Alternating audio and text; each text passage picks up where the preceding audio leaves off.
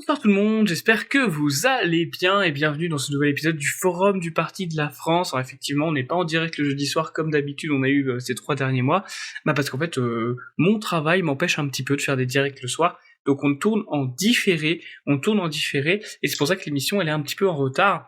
Mais ce n'est pas très grave, c'est pas très grave parce que les thèmes et les invités seront toujours là, et justement, en parlant de thèmes, vous l'avez vu, Israël versus Iran, c'est un peu le sujet du moment. Vous avez dû voir, si vous mettez de l'essence, que le gasoil a dépassé par exemple les 2 euros. C'est un impact énergétique aussi, on aura le temps d'en parler un petit peu. Mais en tout cas, ce soir, on a deux invités de qualité, bien évidemment. Premièrement, Scipion de Salm, vous avez l'habitude, c'est notre historien, il est journaliste chez Rivarol et membre du bureau politique du Parti de la France, fan de Shiba. Bonsoir Scipion, comment allez-vous? Bonsoir Alexandre, bonsoir Élie, bonsoir à tous. Eh bien, je suis heureusement en pleine forme. Ah, super, super. Alors je rappelle, bien sûr, les règles elles sont très simples. Allumer son microphone lorsque l'on veut s'exprimer et l'éteindre lorsqu'on ne s'exprime pas pour éviter tous les bruits parasites. Le second invité est tout aussi exceptionnel et tout aussi habitué d'ailleurs des forums du Parti de la France. Il s'agit bien sûr de Eliatem. Eliatem, un grand ami, avocat et bien évidemment spécialiste de la question du Moyen-Orient. Ça me paraissait important de l'avoir dans cette émission pour parler de ce sujet un peu touchy dans le camp de la droite nationale, n'est-ce pas? Bonsoir Eli, comment allez-vous?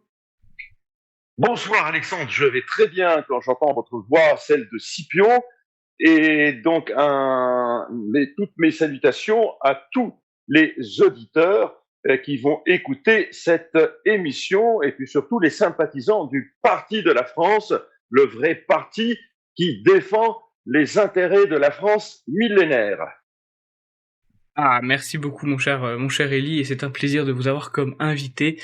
D'abord, je vais poser une question, vous savez, on connaît le principe, je pose une question à chaque invité. Je commence par Scipion, puisqu'il est l'historien, et c'est important pour parler d'un sujet de connaître son contexte. Donc mon cher Scipion, est-ce que vous pouvez nous résumer la genèse du conflit entre Israël et l'Iran? Parce que ça date pas d'aujourd'hui finalement, même si ça éclate maintenant. N'oubliez pas Oui, d'allumer votre microphone. Ah, parfait. oui, non, il faut laisser réagir, ça peut pas être 30 secondes. Donc oui, je disais, en fait, le conflit, c'est pas les années 20-30 comme le conflit israélo-arabe, c'est même pas la guerre de 1948. La vraie rupture entre Israël et l'Iran, c'est 1979. Parce qu'avant 1979, l'Iran était dirigé par le régime du Shah. Et le Shah avait beaucoup de qualités, mais il était un proche allié des États-Unis, ce qui s'explique par le fait que l'Iran était menacé par l'URSS, qui est son voisin tout au nord, et en tant que proche allié des États-Unis, le Shah avait reconnu Israël, un des rares États de la région, dès les années 50, à reconnaître Israël. Donc la rupture est de 1979. Que s'est-il passé en 1979? C'est la République islamique, donc un régime politique totalement nouveau et original, qui est mis en place autour de la figure du premier guide suprême. C'est le deuxième seulement qui a été assassiné récemment. Le premier guide suprême, l'ayatollah Khomeini. Et donc, pour Khomeini, l'Iran de la révolution islamique, donc l'Iran devenu République islamique, devait être un phare du monde musulman, et en tant que phare du monde musulman, soutenir les peuples musulmans opprimés, à commencer par les Palestiniens, qui sont effectivement, dès cette époque, donc en 1979, et ça s'est pas arrangé depuis, opprimés par les Israéliens. Rappelons que les Palestiniens sont les vrais autochtones de la Palestine, tandis que les Israéliens sont un peuple composite avec des Juifs venus d'Afrique du Nord et d'Afrique de l'Est principalement, mais ce n'est pas du tout, quoi qu'ils prétendent, leur terre ancestrale. Donc, l'ayatollah Khomeini a soutenu la cause palestinienne, et dans les années 80, il y a eu un affrontement direct avec le problème de la guerre civile libanaise, puisque les services iraniens, notamment les gardiens de la révolution, ont soutenu le Hezbollah qui, au milieu des années 80, a lutté contre la présence israélienne au sud Liban et a réussi à chasser Israël du sud Liban, des dernières enclaves occupées, en l'an 2000.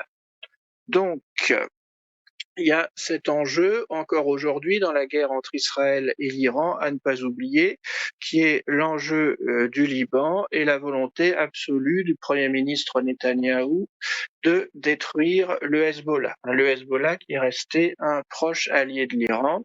Et le Hezbollah, bien sûr, c'est une milice armée et parti politique formée de chiites libanais, des chiites duodécimants, c'est-à-dire c'est la même forme de chiisme que le chiisme iranien. Sur la période la plus récente, il faut dire que c'est l'obsession du Premier ministre israélien Netanyahou, qui est persuadé depuis son entrée en politique, comme député du Likoud en 1988, que l'Iran serait une puissance cherchant absolument à acquérir la bombe atomique et à larguer ces bombes atomiques sur Israël pour détruire Israël. C'est le terme très commun des ayatollahs qui prépareraient une deuxième Shoah. Donc tout ça pour dire que c'est extravagant, puisque des décennies plus tard, on se souvient de l'illustration comique d'ailleurs de Netanyahou à la tribune de l'ONU, avec une bombe qu'on croirait sortie d'un dessin de Tex Avery, d'un cartoon pour dire la bombe atomique iranienne va exploser en 2012. L'Iran n'a toujours pas de bombe atomique. Et le fait même que l'Iran aurait un programme nucléaire militaire secret est très discuté parmi les experts et disons tout simplement que c'est absolument pas prouvé.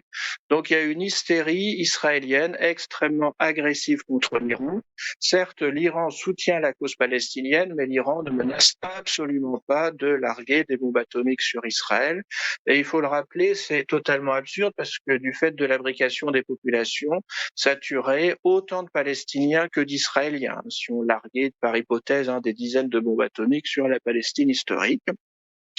Et enfin, il y a le facteur Trump, donc Donald Trump, qui est très lié à Netanyahou, une amitié personnelle et politique.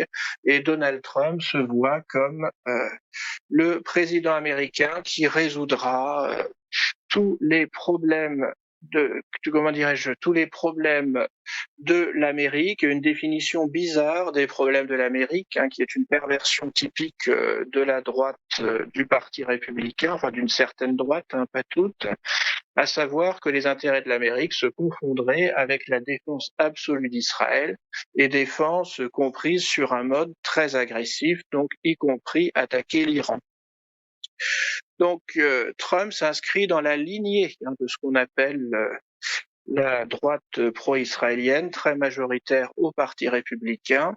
Et le drame que nous vivons vient du fait qu'il est passé du discours, qui n'est pas totalement nouveau, soutenir absolument Israël contre vents et marées, à l'application, à savoir détruire la République islamique et remplacer par la force ce régime par un autre régime, d'ailleurs perspectives politiques sur lesquelles il est dangereusement flou. Donc à mon avis, c'est vraiment pas un programme réaliste, quoi qu'il en soit. C'est une guerre abominable, une guerre d'agression, puisque l'Iran ne menaçait absolument pas les États-Unis et l'Iran ne menaçait même pas réellement Israël. Donc c'est une guerre d'agression injustifiable, avec d'ailleurs une grande légèreté par rapport à la Constitution américaine, puisqu'il faudrait un vote du Congrès pour sinon déclarer la guerre à l'Iran. C'est passé de mode de déclarer la guerre, mais quand même, du moins autoriser des opérations militaires prolongées. Donc tout cela, c'est vraiment extrêmement inquiétant puisque ça perturbe toute la région. Comme les attaques américaines viennent à partir de bases dans les pays du Golfe Persique, donc les Émirats arabes unis, le Qatar, Bahreïn et l'Arabie saoudite, logiquement, les Iraniens se défendent et tirent des missiles sur ces pays. Et tout cela perturbe gravement une région vitale pour l'économie mondiale, puisque on a un tiers largement de la production de gaz et de pétrole mondial dans le Golfe Persique et à proximité immédiate. J'ajoute que cette guerre risque de déstabiliser toute la région, puisque l'Irak, la Syrie et le Liban sont des pays extrêmement fragiles qui peuvent être perturbés par cette cause, par cette guerre en cours. Voilà en 10 minutes, pour pas monopoliser la parole, le résumé que je me permets de faire. Merci beaucoup, Scipion, pour votre résumé. Ellie, bien évidemment, vous pouvez réagir, hein, bien sûr, si vous le souhaitez. Tout à fait. J'avais une question aussi pour vous, mon cher Ellie, en même temps, en Oui. complément. C'est que pourquoi, après la guerre des 12 jours, justement, relancer une guerre contre l'Iran de la part d'Israël et des États-Unis, en sachant que, comme l'a dit notre ami Scipion, l'Iran ne menaçait pas réellement Israël. Pourquoi ce revirement de la part de Donald Trump? Oui. Tout d'abord ma réaction, et puis après, donc pourquoi cette guerre de nouveau après l'échec de la guerre des 12 jours. Premièrement, je me permets donc tout d'abord je félicite Scipion pour l'exactitude de ce qu'il a présenté d'un point de vue historique, et je voudrais compléter avec 2-3 éléments supplémentaires, si tu le permets, Alexandre. Tout Bien sûr. d'abord, moi je ne parle pas d'Israël parce que comme je suis également donc de nationalité libanaise et je ne reconnais pas cette entité artificielle qui est l'entité sioniste qui a été en fait déclarée en tant qu'État juste après la Seconde Guerre mondiale, où les grandes puissances, en particulier occidentales et européennes, ont été en fait pris par le chantage de la part des sionistes, autrement dit de ceux qui ont poursuivi ce qu'on appelle le courant du talmudisme politique qui est né avec l'association Les Amants de Sion, avant la création de l'OSM, c'est-à-dire l'Organisation du sioniste mondial avec Herzl, et qui avait créé en pleine moitié du 19e siècle, ce qu'on appelle le Yishuv, c'est-à-dire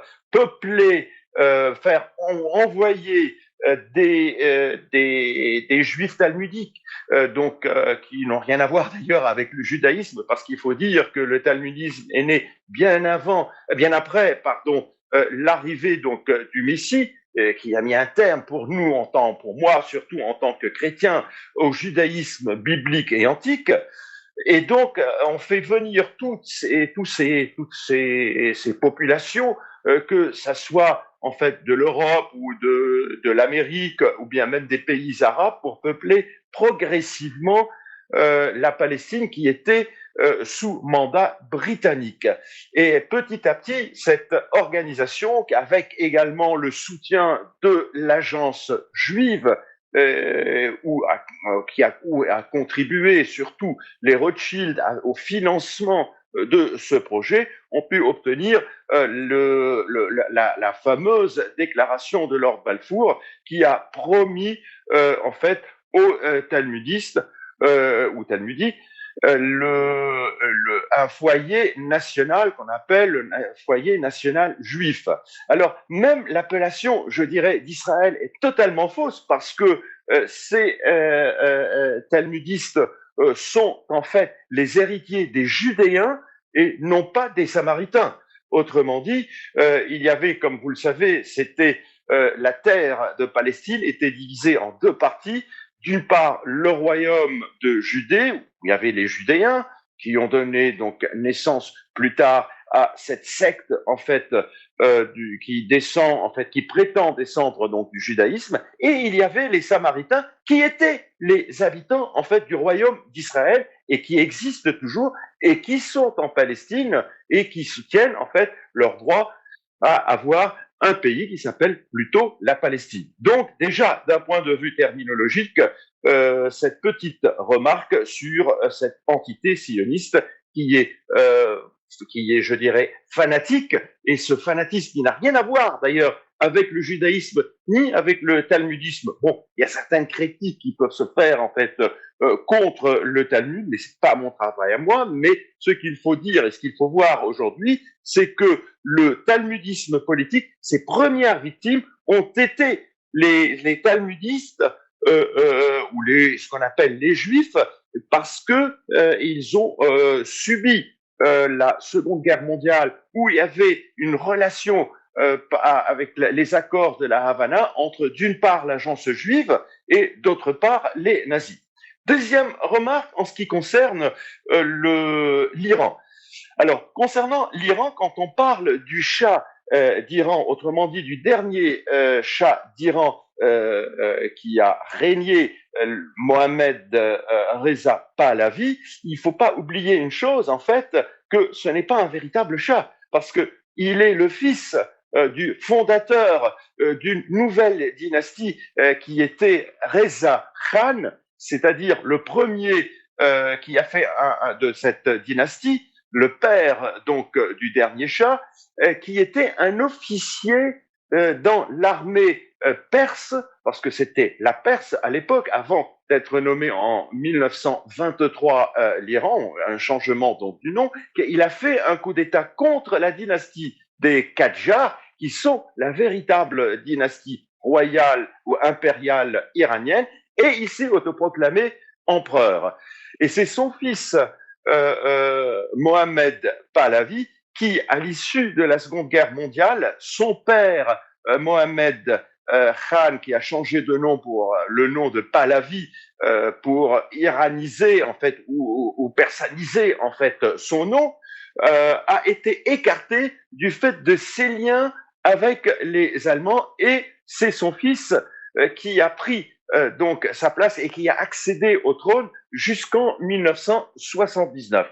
Il faut dire une chose, c'est que le dernier Shah, donc Mohammed Pahlavi, donc le fils de Reza, ou le père de l'actuel prince Reza Pahlavi, a été lâché par les Américains en 1979 et également par Israël. Parce qu'il faut voir, juste un peu après 1979, il y a eu, après la révolution donc de l'ayatollah Khomeini et des religieux, l'Iran plutôt Israël va soutenir l'Iran et le régime issu de la révolution islamique durant la guerre entre l'Iran et l'Irak, qui a soutenu donc les Iraniens et le régime actuel qui découle de la révolution de 1979.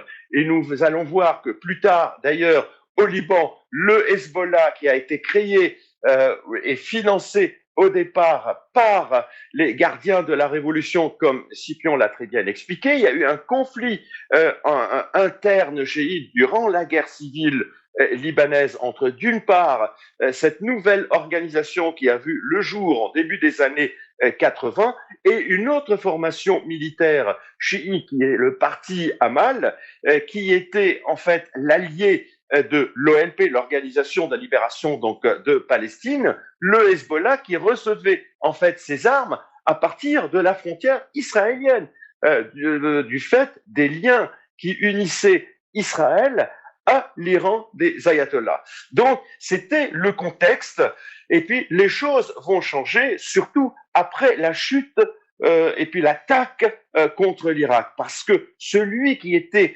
visé en ligne de mire par rapport à l'entité sioniste, c'était l'Irak et c'était Saddam Hussein qui constituait à leurs yeux une menace, surtout que Saddam Hussein, nous le savons, il avait envoyé des missiles qui ont touché l'entité sioniste, et à partir de cette date-là, ils ont tout fait pour faire chuter le régime de Saddam Hussein. Et puis, tout récemment, en juillet dernier, le ministre actuel de l'entité sioniste, monsieur Katz, dans sa menace qui a été proférée contre le président turc Erdogan, a rappelé à ce dernier, avait dit attention, faites attention à ce que vous dites ou à ce que vous allez faire, sinon vous allez terminer comme Saddam Hussein. Autrement dit, c'est une reconnaissance indirecte de l'entité sioniste d'avoir fait chuter Saddam Hussein, et ce qui a permis à la dislocation de l'Irak, comme c'est le cas également actuellement en Libye après la chute de Kadhafi, comme c'est le cas également en Syrie, où Israël et les États-Unis ont permis à Abu Mohamed al-Jolani, qui était le numéro 2 de Daesh et qui était le fondateur du front Al-Nosra, c'est-à-dire le groupe Al-Qaïda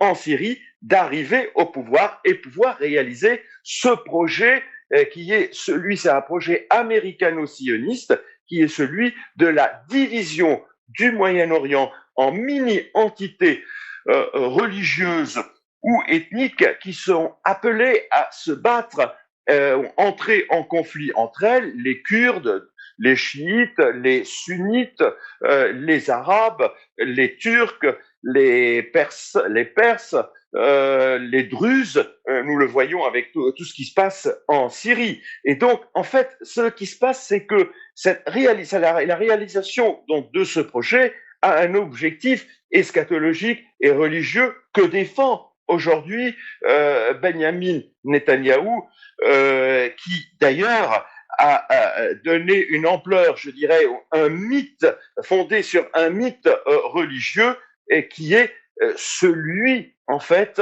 de la création de ce qu'on appelle le Eretz Israël, le Grand Israël, qui va s'étendre du Nil à l'Euphrate. Et il fait tout pour arriver à cet objectif. Il se sent en quelque sorte envoyé de Dieu. Alors, il a tenté en juin dernier de convaincre les Américains de le rejoindre après avoir attaqué dans un premier temps l'Iran, qui ne constitue pas, comme tu l'as très bien rappelé Alexandre, une menace sécuritaire pour la région. Au contraire, d'ailleurs, il faut rappeler que c'est bien l'Iran qui a défendu la Syrie contre Daesh, c'est bien le Hezbollah libanais qui est lié à l'Iran, qui a défendu les chrétiens de Maaloula, c'est-à-dire ce village où on parle jusqu'aujourd'hui l'araméen, c'est-à-dire la langue du Christ, quand il était menacé par Daesh ou l'État islamique, qui est le bras armé des États-Unis et d'Israël. C'est qui est une création de la CIA américaine et du Mossad israélien. Et ce n'est pas moi qui le dis, c'est Donald Trump lui-même, d'ailleurs, en 2016, pendant sa première campagne électorale avant son élection à la haute magistrature, ou la présidence des États-Unis, qu'il avait déclaré publiquement en disant que Daesh, c'est une création de l'administration Obama, et je dirais que, c'est pas moi, c'est Donald Trump qui le dit, je cite en fait ce qu'il a dit, c'est cette corrompue de Hillary Clinton qui n'est autre que la vice-présidente de cette organisation terroriste.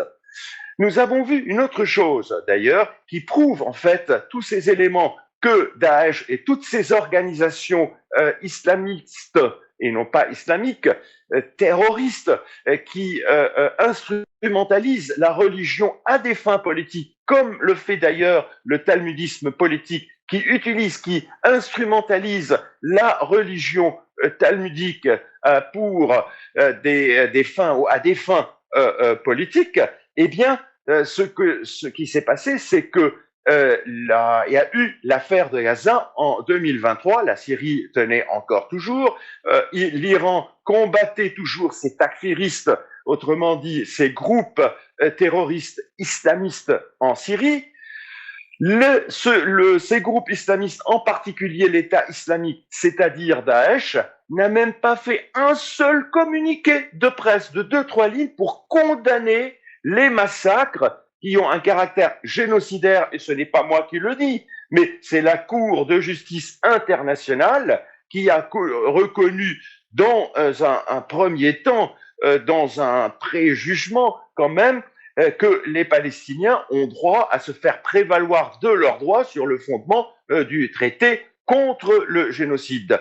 Donc Daesh n'a même pas réagi avec un seul discours ou quelques lignes dans un communiqué. En revanche, ce groupe-là a attaqué l'Iran, l'État islamique, le 3 janvier 2024, parce que c'est l'Iran qui combattait les groupes terroristes islamistes en Syrie et en Irak. De la même manière, d'ailleurs, le 22 mars 2024, c'est la Russie qui a été attaquée, et plus exactement Crocus, qui est une banlieue de Moscou, par un acte terroriste qui a été commis par l'État islamique ou le groupe de l'État islamique quelques jours après la visite d'une délégation palestinienne qui a rencontré des officiels russes. Donc, ce qui prouve que, effectivement, ce bras armé d'Israël et des États-Unis n'est autre, en fait, que ces groupes islamistes. Et je termine sur cette démonstration avec ce qui s'est passé le 8 décembre 2025, quand Israël et la Turquie, avec une bénédiction américaine, ont fait chuter le gouvernement syrien pour créer le chaos en Syrie, en permettant à Abu Mohamed al-Jolani, qui se fait aujourd'hui prévaloir du nom de Ahmed al-Shah, qui était le numéro 2 de Daesh et qui avait combattu en Irak et qui était donc le bras droit de al-Baghdadi. Et après une brouille avec Daesh, il a créé ce qu'on appelle le Front al-Nusra, qui est une branche d'Al-Qaïda en Syrie pour commettre des massacres, pour embrigader en fait même des Occidentaux et des mercenaires qui sont venus des quatre coins de la Terre, y compris de la France, avec un phénomène qui a été fait provoqué scrupuleusement par le Mossad et la CIA américaine pour embrigader des jeunes qui sont complètement perdus dans leur vie personnelle et familiale, etc., et aller combattre en Syrie. Et d'ailleurs, ce sont ces groupes-là qui ont commis les attentats, dont l'attentat du Bataclan, qui a été automatiquement et directement combattu par l'ayatollah Khomeini, qui vient d'être assassiné par les États-Unis et Israël. C'est plutôt par Israël, parce que le président américain et les Américains essayent de se dédouaner de cet acte-là. Donc aujourd'hui, qu'est-ce qui commet ce qu'on appelle en droit un acte internationalement illicite? Eh bien, ce sont les États-Unis et c'est l'entité sioniste qu'on appelle Israël, ou que vous appelez Israël, qui tous les deux sont en train de commettre une violation du droit international. Ce sont ces deux qui ont attaqué l'Iran en juin dernier et qui ont échoué. Et quelques temps plus tard, donc les négociations ont débuté entre l'Iran et les États-Unis, et ces négociations allaient vers une solution. Et puis là, nous avons vu que les Américains, en particulier Donald Trump, qui est manipulé par Benjamin Netanyahou, le premier ministre de l'entité sioniste, en pleine d'ailleurs affaire Epstein, qui a surgi au niveau international et qui menace en particulier le président Trump.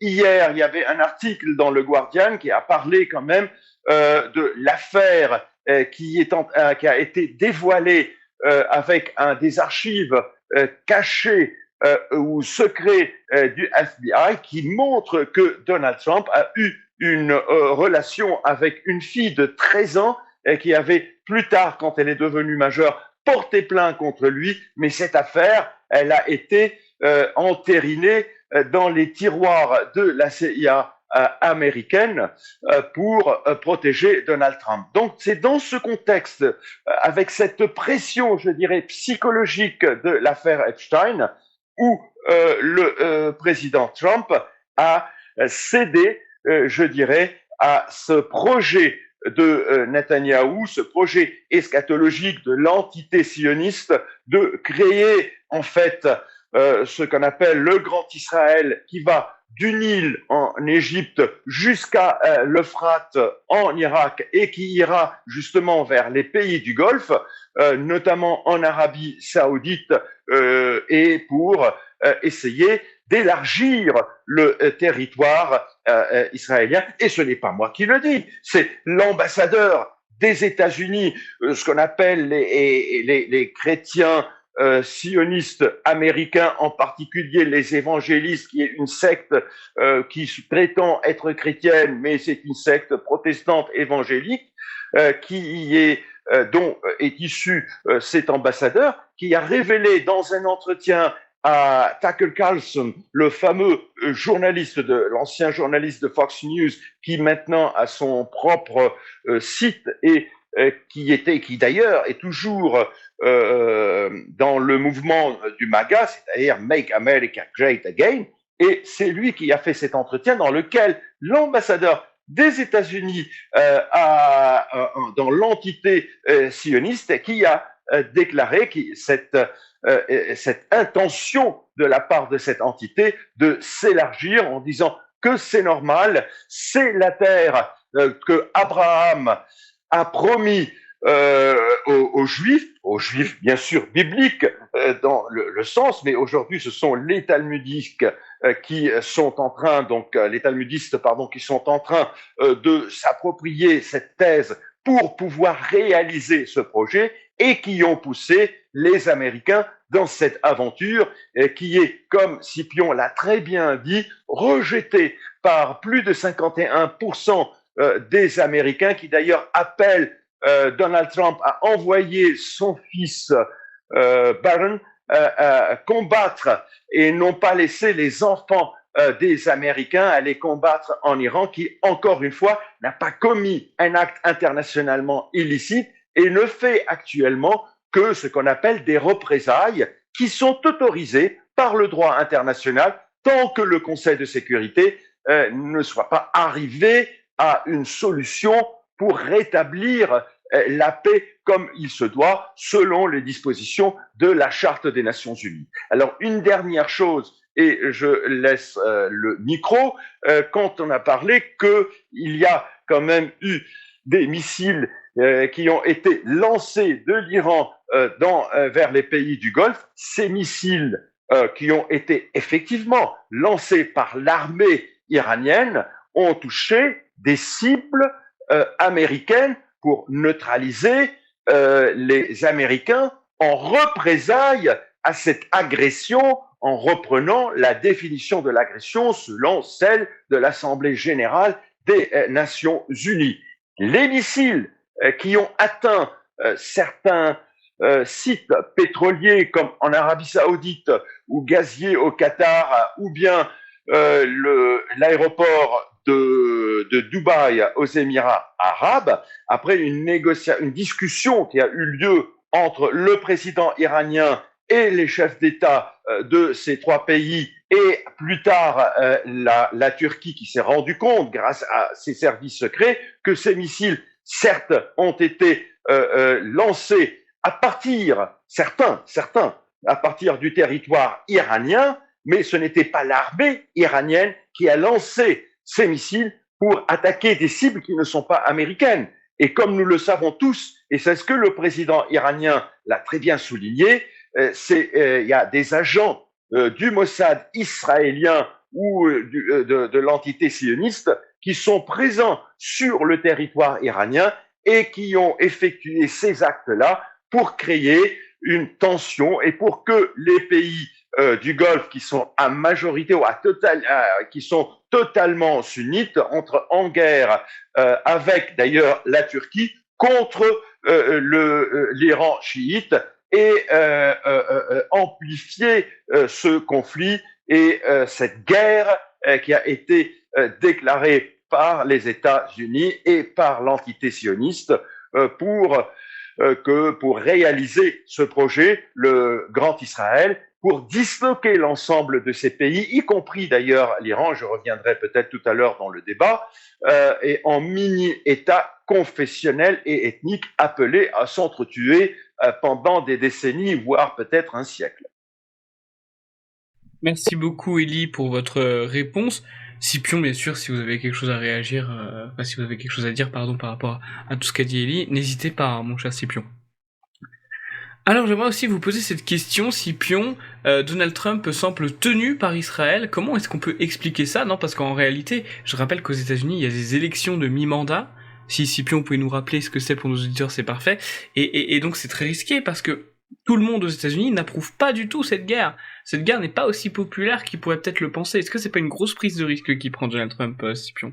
N'oubliez pas de... Voilà, parfait. Oui, donc je vais essayer de faire court pour nos auditeurs, mais disons rappeler que d'ailleurs ce qu'a évoqué notre ami Eliatem comme perspective messianique sioniste, en fait, c'est souvent une simplification erronée de la citation biblique exacte qui définit l'Israël biblique comme allant du torrent d'Égypte, c'est-à-dire un oued au milieu du Sinaï, jusqu'à l'Euphrate, mais l'Euphrate à comprendre comme la boucle de l'Euphrate au cœur de la Syrie. Donc c'est déjà absolument immense comme revendication, mais c'est pas exactement aller du Caire à Bassora comme on le voit souvent. Sinon, je nomme aussi les États comme ils se nomment eux-mêmes. Donc Israël se prétend État d'Israël. Donc je leur donne le nom auquel ils prétendent. C'est pas du tout une manifestation de sympathie ou de reconnaissance de ma part, pas du tout, mais c'est très lourd. Je m'aperçois quand j'écris des articles de dire antitétionniste, antitétionniste, antitétionniste toutes les 3 minutes. Et puis bon, Eliatem a dit Israël 15 fois quand même dans sa tirade. Donc je me contente de dire Israël. Autre chose, donc en ce qui concerne la manœuvre de Trump, oui, je ne dirais pas jusqu'à dire qu'il soit tenu, qu'il y aurait une forme de pacte mafieux. Je pense qu'il est sincère là-dessus. Et je dirais c'est encore pire. Il est persuadé que il va agir pour assurer la survie définitive d'Israël. Et la survie définitive d'Israël passerait par la destruction, et là, Eliatem a parfaitement raison, la destruction des puissances considérées comme régionales, donc du Moyen-Orient, considérées comme gênantes. Et bien entendu, en ce moment, la principale puissance considérée comme gênante, c'est l'Iran. Et il faut se souvenir que c'est la même logique de la guerre en Irak en 2003, où Saddam Hussein passait pour un champion potentiel du monde arabe, champion de la cause palestinienne, et donc son régime et l'Irak ont été complètement détruits. Et on peut s'inquiéter en effet de perspectives semblables pour l'Iran, avec les expériences dramatiques précédentes de l'Afghanistan de 2001 sur 20 ans jusqu'en 2021 et de la guerre en Irak de 2003 jusqu'à l'avènement du califat en 2014 et un pays toujours très instable aujourd'hui. Sans parler de la Syrie, je vais quand même répondre à votre question, Alexandre. Donc je pense Donald Trump sincère et qui est habité par une vision finalement. Il est persuadé qu'il a un rôle historique et ce rôle historique défie même la logique électorale puisque tous les 2 ans, il y a des élections au Congrès, donc à la Chambre des représentants des États-Unis. On appelle ces élections de mi-mandat parce que le mandat du président des États-Unis, c'est 4 ans. Et donc tous les 2 ans, il y a des élections. Et en général, lors des élections à mi-mandat, les électeurs déçus du camp du président ne vont pas voter et les électeurs du parti d'opposition se déplacent en masse pour voter leur opposition, manifester leur opposition. Donc en général, les élections de mi-mandat sont marquées par la victoire de l'opposition. Là, ça serait l'opposition des démocrates. Et s'il y a une guerre au Moyen-Orient, une guerre prolongée dont les électeurs ne veulent pas, le taux comment dirais-je, le taux d'appréciation, pour employer cet anglicisme, de la guerre actuelle en Iran, c'est 30 à 40%. C'est extrêmement faible. Pour envahir l'Afghanistan, c'était 80% en 2001 et envahir l'Irak, c'était même 70% en 2003. Donc on en est très très loin. Et Donald Trump, je pense de manière parfaitement sincère, avec peut-être aussi un mauvais calcul, il est persuadé qu'il forcera l'Iran à capituler à ces conditions. Donc ce serait instaurer une façade d'un régime autre, donc une façade d'un régime formellement démocratique. Ça serait reconnaître Israël, donc des conditions absolument insupportables pour l'Iran. Et avec l'agitation, si l'Iran ne se soumettait pas à ces conditions modérées, entre guillemets, la menace de destruction complète du pays, avec un jeu complexe qu'on voit en ce moment, avec le soutien explicite à la guérilla kurde à l'ouest de l'Iran, promettant un État kurde iranien sur le sol iranien, le soutien à l'Azerbaïdjan, qui pourrait être tenté d'envahir l'Azerbaïdjan iranien pour agrandir l'Azerbaïdjan. Donc il y a des perspectives vraiment catastrophiques pour la région. Et je pense, je vous le dis, que Donald Trump est parfaitement sincère avec toute une culture, d'ailleurs évoquée par Eliatem, du courant protestant sioniste. Ils sont persuadés, au fond, que les juifs actuels, ceux qui se disent juifs, sont les mêmes que les juifs de l'Ancien Testament, que ce serait le peuple de Moïse, et au fond des cousins spirituels très proches des chrétiens, ce qui est complètement faux, parce qu'il faut le dire, les juifs actuels détestent absolument les chrétiens, ils s'en sentent encore plus éloignés que les musulmans, ce qui n'est pas faux, puisque les chrétiens ont une définition, pour la très grande majorité des chrétiens, trinitaire de Dieu, ce qu'ils ne supportent absolument pas, les juifs actuels, et se considèrent plus proches des musulmans pour leur définition de la divinité. Donc tout ça pour dire que Trump se trompe très lourdement, et il y a une part de fourberie et d'hypocrisie, puisqu'il a trompé une grande partie de ses électeurs, qui lui feront payer ça vraisemblablement aux élections de mi-mandat par l'abstention, puisque en face, le Parti démocrate, c'est quand même les champions de l'ouverture des frontières, des prétendus droits LGBTQI+, donc les vrais conservateurs américains risquent de rester chez eux, ce qui fera mécaniquement gagner les démocrates. Et je disais, Donald Trump a trahi toute la frange MAGA de son électorat, Make America Great Again, c'est-à-dire fondamentalement la grande tradition isolationniste qui remonte en fait à George Washington dans les années 1790 aux États-Unis. Les États-Unis sont un grand pays qui peut se suffire à lui-même, qui doit s'occuper de ses propres affaires et ne pas s'impliquer dans tous les conflits du monde. Donc, Trump a vraiment, je pense, trompé sciemment cette frange MAGA de son électorat. En gros, la moitié aujourd'hui du Parti républicain qu'il appréciait parfaitement lui, et en tout cas, il a trompé aussi cet électorat et se permet de se moquer de lui puisqu'il a transformé MAGA en MIGA, Make Iran Great Again, donc faire de nouveau de l'Iran un grand pays. Donc c'est un humour totalement déplacé. Donc Donald Trump vraiment fonctionne de manière erratique, mais sous un logiciel très connu qui est celui des chrétiens sionistes, qui ont une vision totalement délirante et fausse du Moyen-Orient et tiennent absolument à imposer leur vision dans ce domaine.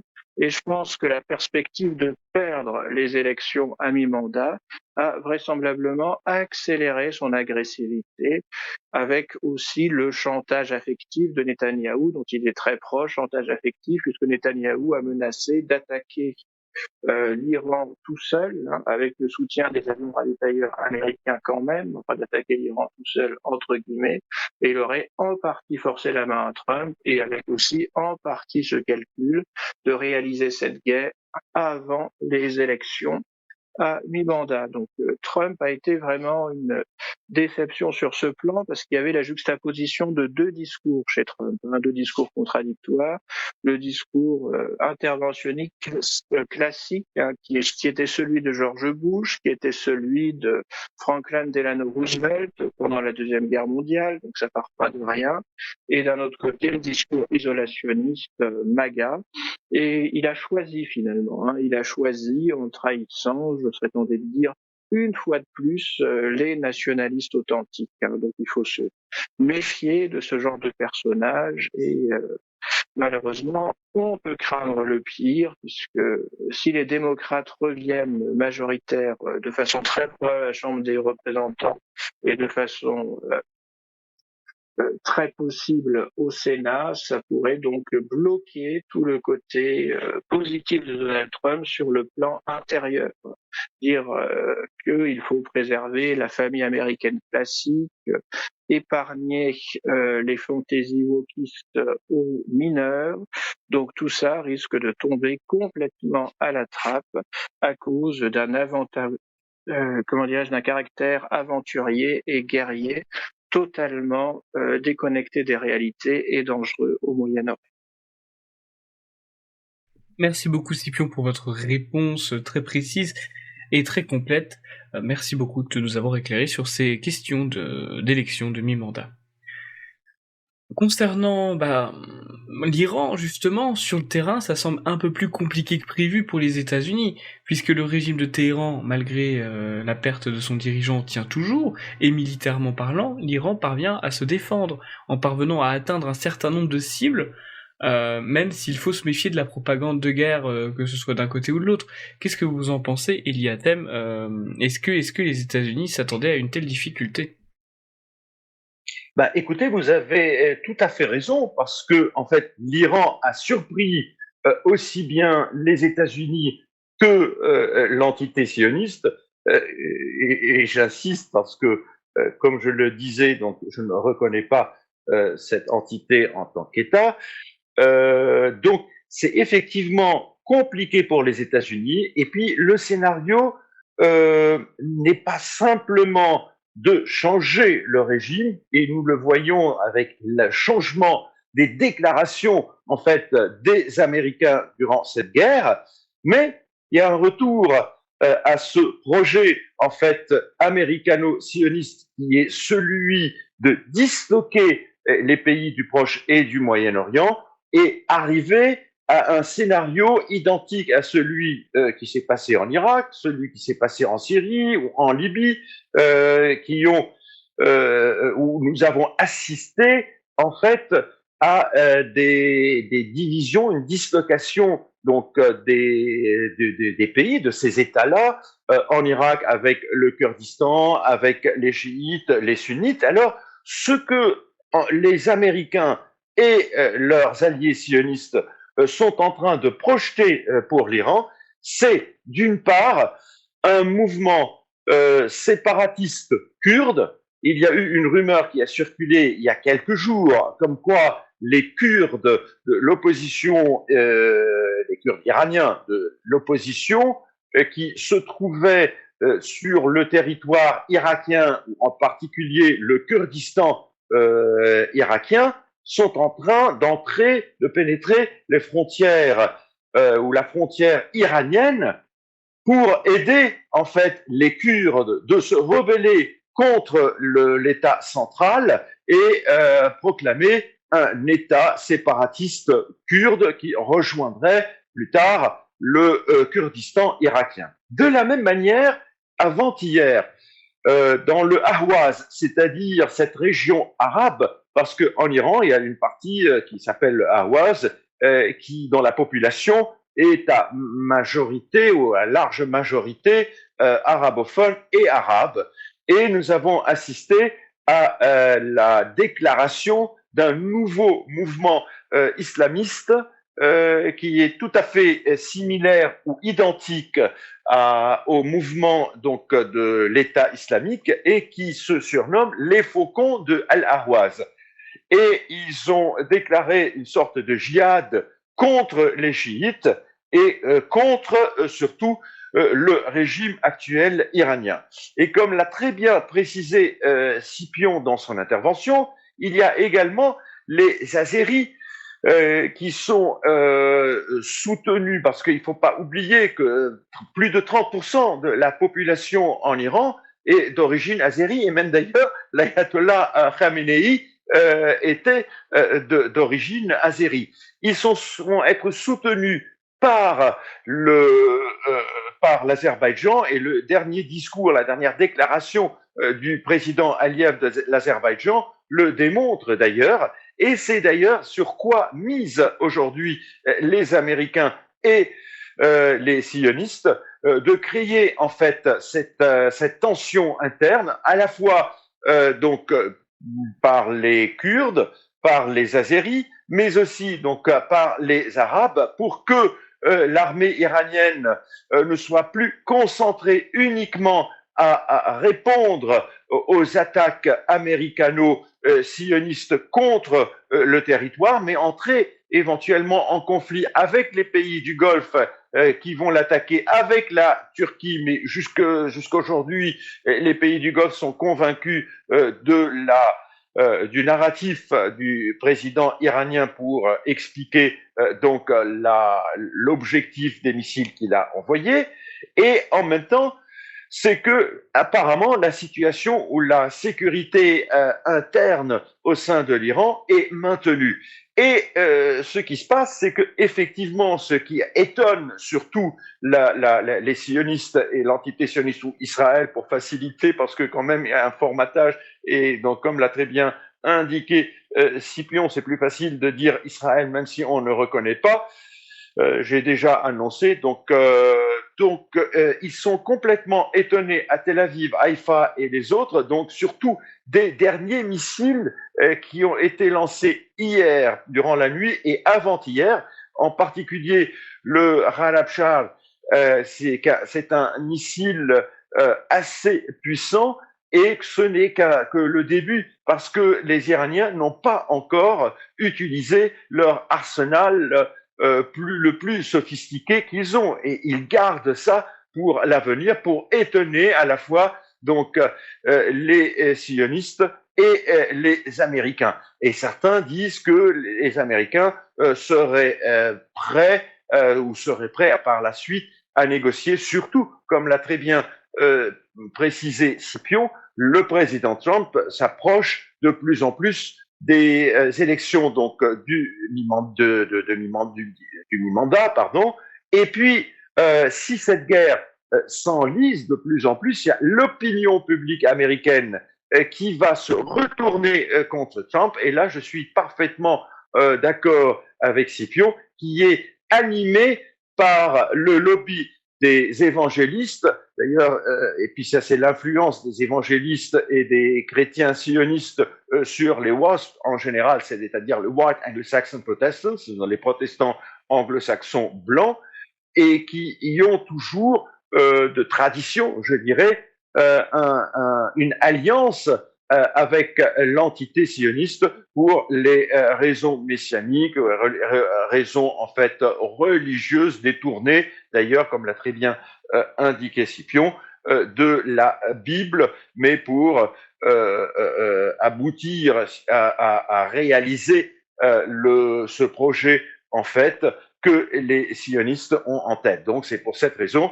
qu'il faut attendre encore quelques jours pour voir en fait les surprises, ou peut-être même cette nuit, que l'Iran nous cache avec son arsenal, en sachant quand même que la Russie soutient l'Iran grâce à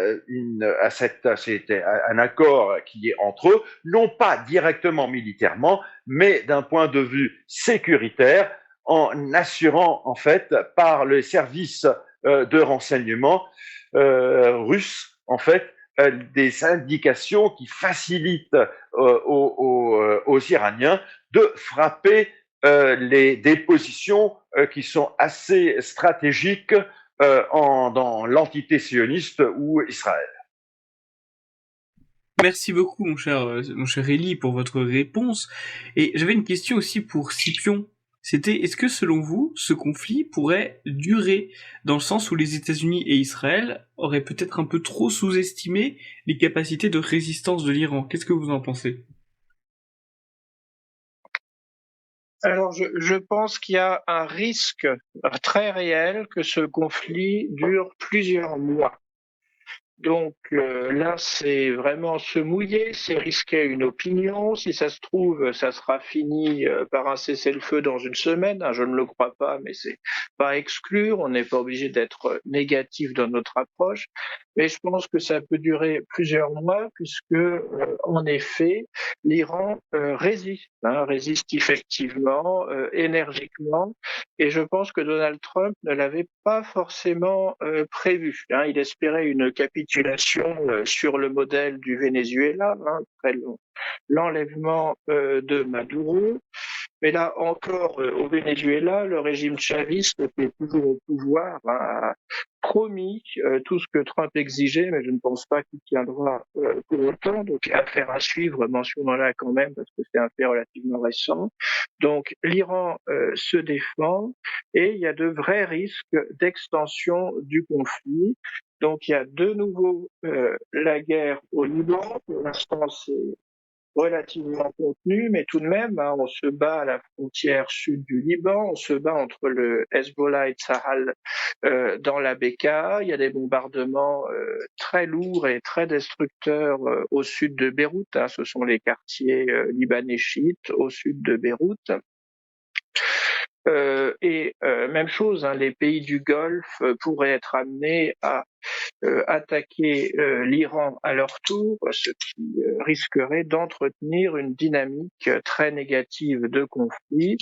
Et ce qui va être décisif sur les jours à venir pour savoir si ça peut durer plusieurs mois, c'est ce qu'il y aura effectivement une révolte avec aide étrangère, américaine ou azérie, des Kurdes, des Azéris au nord-ouest, ou donc des Arabes mentionnés par Eliatem dans ce qu'ils appellent l'Arabistan, donc la région d'Avaz, ou des Baloutches au sud-est, les Baloutches étant les plus embarrassants puisqu'ils ont des traditions culturelles très proches de celles des talibans, donc des sunnites radicaux qui détestent absolument les chiites. Donc tout ça fait que si cette dynamique actuellement en cours d'extension de la guerre, d'insurrection régionale en Iran, d'insurrection régionale créée largement, sinon de toutes pièces, de l'extérieur, ça peut vraiment durer non seulement plusieurs semaines, mais même plusieurs mois. Et il faut se méfier des experts optimistes qui calculent le nombre de missiles, le nombre d'obus, et qui disent, eh bien, au bout de un mois, il n'y a plus de munitions, donc c'est fini. Ça, c'était des théories qu'on avait déjà entendues en 2022, en disant que du côté russe comme du côté ukrainien, au bout d'un moment, il y aurait plus d'obus, plus de chars, plus de drones, et le conflit, ça serait de lui-même. Donc, cet horrible conflit en Ukraine, ça fait plus de 4 ans qui dure, avec probablement 1000 morts par jour sur la ligne de front dans les deux camps. Donc là, je veux espérer surtout que ça ne dure pas 4 ans, cette nouvelle guerre contre l'Iran, mais ça pourrait durer en effet plusieurs mois, avec pour résultat la destruction économique complète de l'Iran. C'est ça qui m'inquiète, puisque les Iraniens sont un ensemble de peuples de très vieille culture.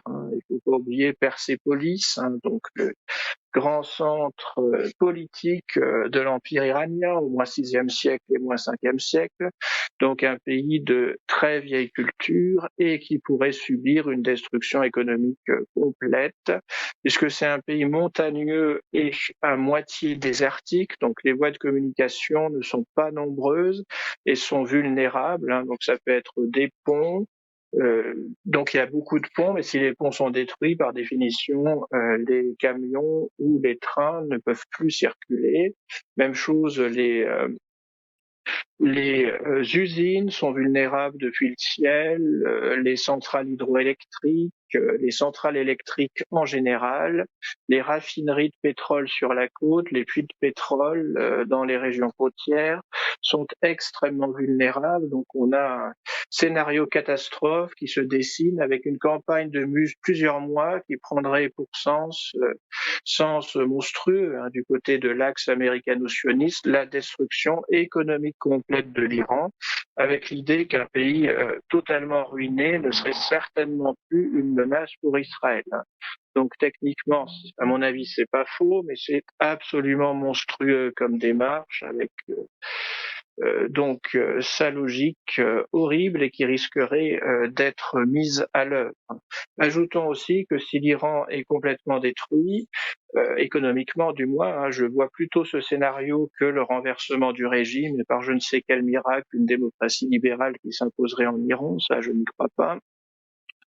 Donc la destruction économique de l'Iran pourrait amener des vagues de réfugiés, en tout cas réfugiés peut-être plus économiques que politiques ou fuyant les combats, mais enfin des vagues dites de réfugiés économiques de facilement 10 à 15 millions de personnes, des flux absolument énormes.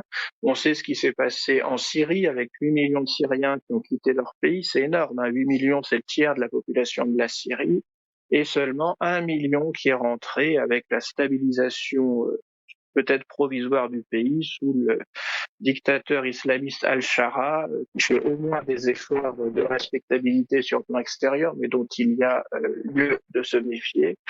Donc on pourrait avoir encore une très grosse vague de réfugiés déstabilisant la Turquie et l'Europe. Donc ce sont ces choses-là qui m'inquiètent terriblement. Pas tant le renversement du régime. Je ne pense pas que Donald Trump soit assez fou pour envoyer 250 000 soldats américains sur le sol iranien. Donc même lui devrait avoir des limites dans son délire belliqueux. Mais détruire l'Iran et provoquer une énorme crise des réfugiés sur les mois à venir, malheureusement, je crois que c'est un scénario apocalyptique très crédible. Et j'ajouterais que par représailles iraniennes, si on se dirige vers un affrontement de plusieurs mois, les champs pétroliers d'Arabie Saoudite, les champs gaziers du Qatar pourraient être complètement détruits aussi par des missiles iraniens. Et là, on risquerait vraiment une crise économique mondiale, avec facilement un triplement ou un quadruplement des prix du pétrole, donc une récession mondiale en plus. Donc, je ne crois pas que la Russie, qui est déjà occupée en Ukraine, ou la Chine, qui intervient très peu militairement à l'étranger, rentrerait dans une grande guerre mondiale contre les États-Unis. Ça, je ne crois pas. C'est une catastrophe qu'on agite parfois. Mais je crois vraiment qu'on risque la destruction économique de l'Iran, qu'on risque une crise terrible des réfugiés et enfin une récession mondiale si cette triste guerre devait durer plusieurs mois. Merci beaucoup Scipion pour votre réponse. Alors bien sûr, cher Eliatem, en plus de vous poser la question, est-ce que vous pensez que ce conflit peut durer? Est-ce que vous pensez qu'Israël est responsable de l'instabilité au Moyen-Orient ou que la responsabilité est uniquement à imputer aux États-Unis, et en l'occurrence à Donald Trump? Tout d'abord, je réponds à la deuxième question.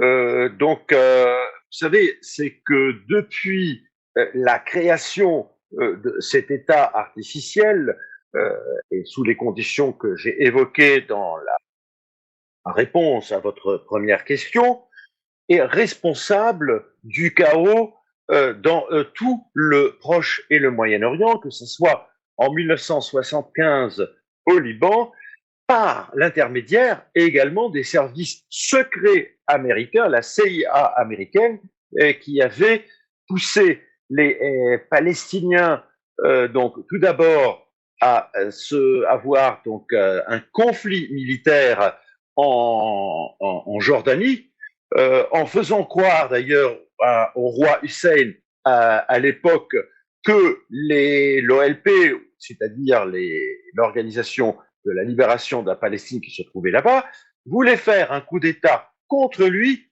pour prendre la Jordanie à la place de la Palestine, pour remplacer la Palestine.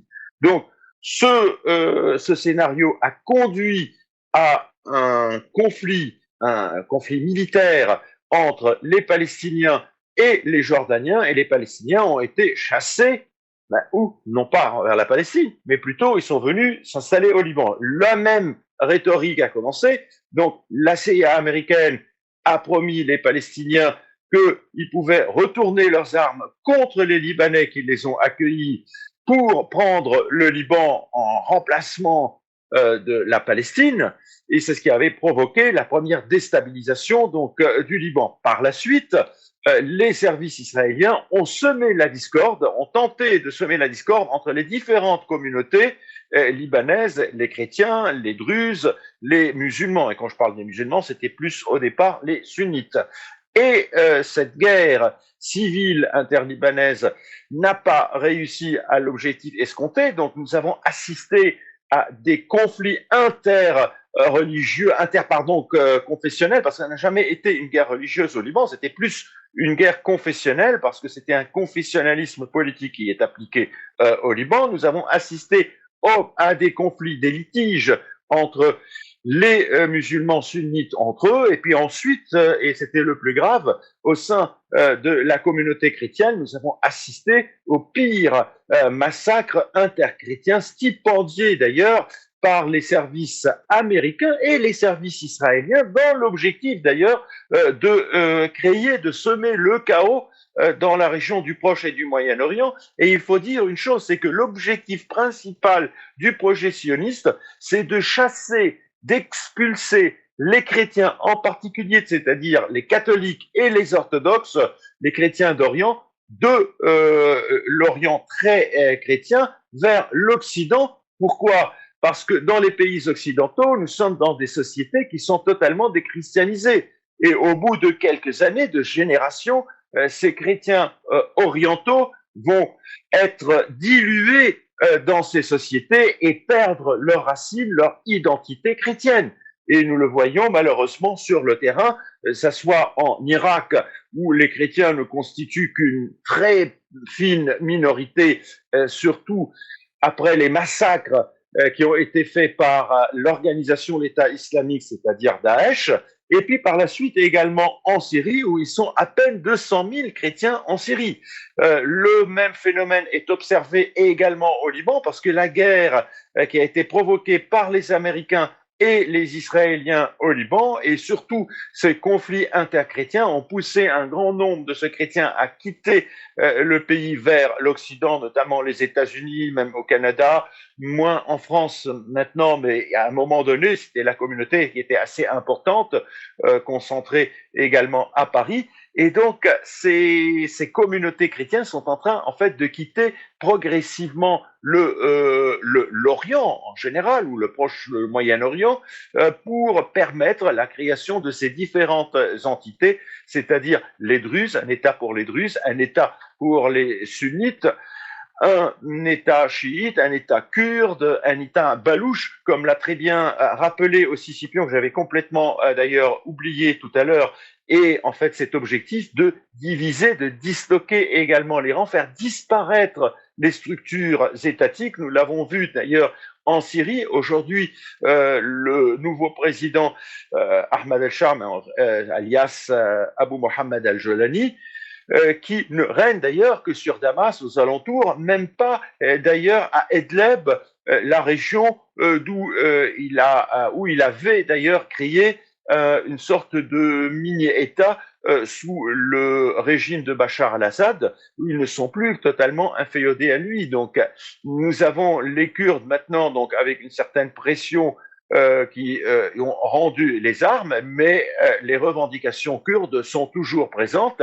Et d'autre part également la région de Souaïda, dans le sud est aussi de la Syrie, qui réclament en fait leur autonomie en créant un État druze. Et ça sera en fait le même scénario. Nous avons vu quand même en Irak une division nette entre le Kurdistan et puis le reste du pays, avec l'émergence en fait de communautés. Bon, la majorité en Irak sont les chiites qui, eux, ont pris le pouvoir, d'ailleurs poussés par les Américains, parce que l'objectif des Américains lors de leur intervention, c'était pas la démocratie en Irak, c'était faire chuter Saddam et pousser vers une guerre sunnite-chiite. Et d'ailleurs, ce qui s'est passé au Liban, surtout à partir de l'assassinat de Hariri, c'était provoquer une guerre entre les sunnites et les chiites qui soit exportée vers d'autres pays du Proche et du Moyen-Orient.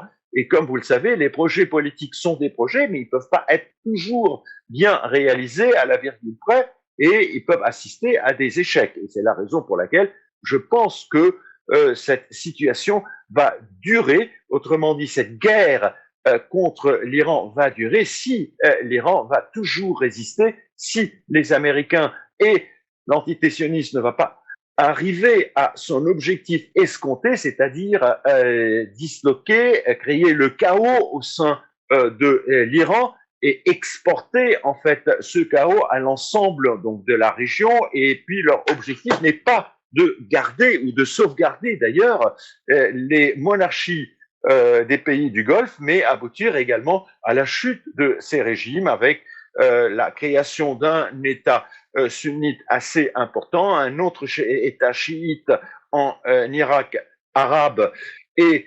un État chiite zoratien donc en Iran qui sera complètement démuni en fait de ses frontières, c'est-à-dire le Kurdistan, la province azérie, le côté Ahwaz. Et puis, comme nous le voyons, en fait, toutes ces petites entités qui sont à l'affût d'une certaine légitimité, d'une reconnaissance, ne font que connaître en fait l'État ou l'entité sioniste et demander l'appui de cette entité. Nous l'avons vu avec les Druzes à Souaïda en Syrie. Nous l'avons vu également dans le Kurdistan. D'ailleurs, le Qassam, le groupe kurde en Syrie, qui sauvegarde quand même ses relations et qui demande l'aide de la part de l'entité sioniste. Il en est de même d'ailleurs pour le Kurdistan, qui s'allie en même temps aux États-Unis, à Erbil américaine, mais également à Israël. Et ça sera la même chose pour les autres petites entités, et notamment ce qui restera peut-être les Perses chiites et zoratiens qui vont garder une petite partie, une grande partie plutôt de l'Iran actuel, et qui auraient tous besoin d'un soutien de la part de l'entité sioniste. C'est la raison pour laquelle je pense malheureusement que nous sommes déjà au début vu perdurer en Syrie pendant une décennie. Nous l'avons vu également perdurer jusqu'aujourd'hui, d'ailleurs, en Libye sans aucune stabilité. Et puis, nous l'avons vu également au Liban, qui a repris malheureusement la guerre avec ces différentes interventions israéliennes. Il faut rappeler qu'il y a eu un cessez-le-feu en octobre 2024. Mais depuis depuis ce cessez-le-feu, le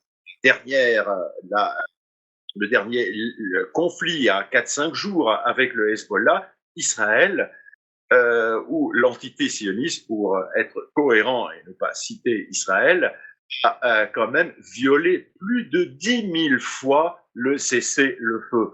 Vous pouvez le vérifier sur ChatGPT, et c'est l'intelligence artificielle en le posant la question combien de fois il faut mettre Israël, parce qu'il ne va pas compris l'entité sioniste, violer le cessez-le-feu avec le Liban. Et donc les Libanais, en particulier le Hezbollah, n'avaient plus le choix que de s'attaquer à l'entité qui occupe le sud du Liban après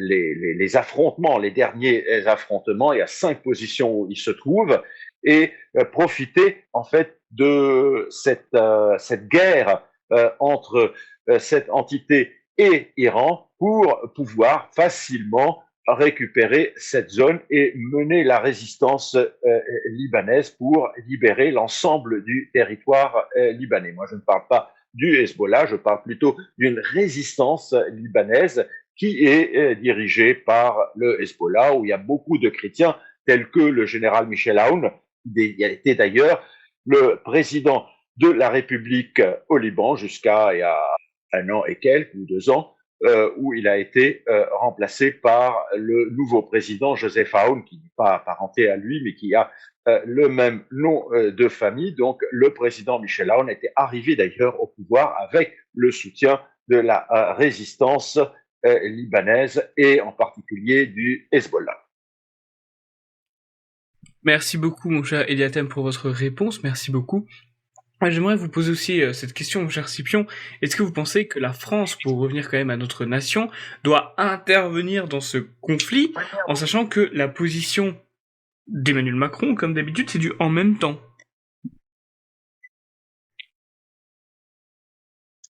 Alors, cher Alexandre, je me permettrai de dire que je partage parfaitement la position du Parti de la France, hein, qui est de dire que la France n'a pas à se mêler, surtout pas à se mêler des conflits au Moyen-Orient.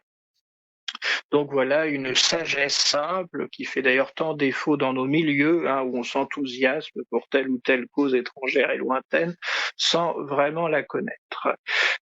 Donc j'aimerais rappeler à ce sujet, en effet, qu'Emmanuel Macron a dit tout et son contraire. Il a condamné l'attaque de l'Iran par Israël et les États-Unis, tout en se félicitant de la mort, ce qui est quand même un assassinat politique, de l'ayatollah Khamenei. Mais il faut aussi rappeler qu'on a une base française aux Émirats arabes unis. Ça, c'est une grosse bêtise de Nicolas Sarkozy. C'était d'avoir placé une base militaire française juste en face de l'Iran, et pour protéger les Émirats arabes unis contre une très hypothétique à l'époque attaque iranienne. Donc malheureusement, et c'est la pente sur laquelle glisse Macron, j'ai peur que l'armée française se trouve tôt ou tard engagée contre l'Iran, engagée de façon extrêmement marginale, puisque les moyens de l'armée française, c'est triste en soi, mais peut-être tant mieux avec le gouvernement que nous avons provisoirement, n'a pas les moyens de faire un déploiement significatif dans le golfe Persique. Et si les Émirats arabes unis demandaient à faire jouer les accords de défense conclus avec la France, donc la France de Sarkozy, Macron serait très capable d'envoyer des avions français se battre contre l'Iran. Ce serait vraiment la chose à ne pas faire et un engrenage très dangereux. D'ailleurs, j'ai régulièrement dénoncé dans Rivarol, où je travaille depuis 2011, cette base française aux Émirats arabes unis, vraiment placée pour faire la guerre à l'Iran, ce qui n'est vraiment pas les intérêts de la France. Donc, ce qu'il faudrait faire, au contraire, c'est fermer cette base aux Émirats arabes unis et revoir toute notre politique étrangère qui devrait être basée sur les intérêts authentiques de la France et certainement pas des croisades douteuses comme celles menées par l'axe américano-sioniste. Hein, je dirais reprendre la devise, une des devises de Maurras, hein, les intérêts de la France seule doivent gouverner notre politique étrangère et pas des considérations idéologiques dangereuses. Donc je crains que Macron engage la France dans cette guerre et je souhaite absolument qu'il ne le fasse pas. Et je pense qu'une France française, dirigée par des patriotes ou même des nationalistes authentiques, devrait se retirer absolument de ce guêpier qu'est le Moyen-Orient. Merci beaucoup Scipion pour votre réponse, effectivement. Inquiétant. Il y a thème. Je vous pose la même question parce que quand on tape votre nom sur Google, une des premières images sur lesquelles on tombe, c'est un selfie de vous et d'Emmanuel Macron. Donc est-ce que vous pensez qu'Emmanuel Macron pourrait entraîner la France malheureusement dans ce conflit? Et à votre avis, de quel camp, même si on s'en doute? Bah, tout à fait. Bah, écoutez, je vais vous dire une chose. Bon, la selfie, j'étais invité à une remise de décoration à deux amis, donc il y a Jean-Paul Belmondo et Robert Hossein. Et donc j'étais comme tous les invités et j'ai eu une photo avec le président ou le chef de l'État, parce que comme je suis royaliste, je parle plutôt de chef d'État et plutôt pour le retour de la monarchie en France. Donc on reconnaît qu'aujourd'hui, bon, la forme de l'État, c'est une forme républicaine et ce qu'on appelle le président de la République, mais en fait, on reconnaît quand même simplement qu'il est un chef d'État. Et d'ailleurs, entre parenthèses, je remercie notre ami Scipion d'avoir cité Charles Maurras. J'allais le faire pour parler des intérêts de la France et rien que les intérêts de la France. Malheureusement, nous avons assisté comme l'a très bien souligné notre ami, un dérapage total de la politique étrangère de la France et je dirais une politique masochiste de la France en suivant d'une part l'Union européenne et d'autre part l'OTAN. Et nous le savons d'ailleurs, la politique de l'Union européenne est téléguidée par l'OTAN, qui, lui, est téléguidé par les États-Unis et le monde anglo-saxon. Parce que nous oublions une chose, c'est que la France doit défendre ses intérêts et doit défendre également les pays ou les États avec lesquels elle a une histoire, je dirais, millénaire. Et malheureusement, la France a failli à cette stratégie, ou je dirais pas la France, mais la République en particulier, parce que pour des raisons d'élections et puis de formules démocratiques, les politiciens et les chefs d'État sont là pour être réélus ou élus pour la première fois, réélus une deuxième fois, et puis donc traiter la politique et en fonction de leurs propres intérêts et en fonction de l'intérêt des partis politiques.